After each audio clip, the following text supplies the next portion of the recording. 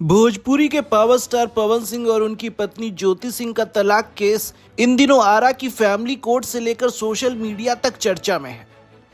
5 मई को हुई सुनवाई में भले ही दोनों कोर्ट नहीं पहुंचे, लेकिन ज्योति सिंह के एक इंटरव्यू ने खलबली मचा दी।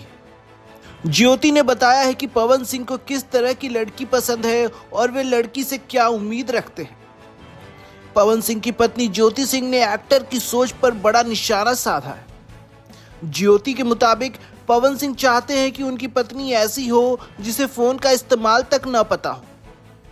ज्योति कहती हैं कि पवन चाहते हैं कि लड़की घूंघट में रहे, यहां तक कि उसके पैर की उंगलियां भी किसी को न दिखे।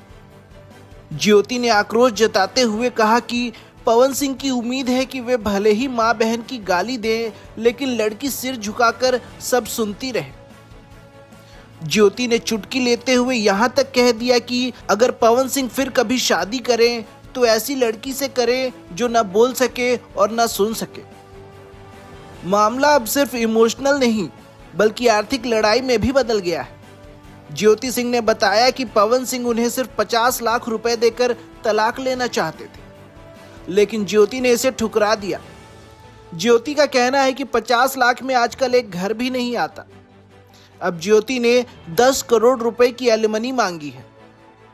उन्होंने 2 टूक शब्दों में कहा कि पवन ने उनकी जिंदगी के 8 साल बर्बाद किए हैं, इसलिए वो ये मामला लंबा खींचेंगी। ज्योति का कहना है कि न तो वे अब दूसरी शादी करेंगी और न ही पवन सिंह को करने देंगी। इतने आरोपों के बावजूद ज्योति सिंह का एक पक्ष काफी भावुक करने वाला है। उन्होंने कहा कि पवन सिंह आज भी उनके पति हैं और उन्हें दिल से निकालना मुमकिन नहीं है। ज्योति कहती हैं कि वे जिस परिवार से आती हैं वहां पति पूजनीय होता है। ज्योति के मुताबिक उन्होंने इस रिश्ते को बचाने के लिए काफी कोशिशें की, लेकिन पिछले 2 साल से पवन सिंह ने उनसे बात तक नहीं की है। फिलहाल ज्योति पटना में अपने माता पिता के साथ रह रही हैं और अपनी शर्तों पर इस कानूनी लड़ाई को लड़ने के लिए तैयार है। संस्कार और घूंघट के इस विवाद ने पवन सिंह की छवि और उनकी पर्सनल लाइफ को एक बार फिर कटघरे में खड़ा कर दिया है। अब देखना यह है कि 10 करोड़ की डिमांड और इन तीखे आरोपों के बीच आरा फैमिली कोर्ट का अगला फैसला क्या होता है। और भी खबरों को जानने के लिए हमारे चैनल को सब्सक्राइब करें।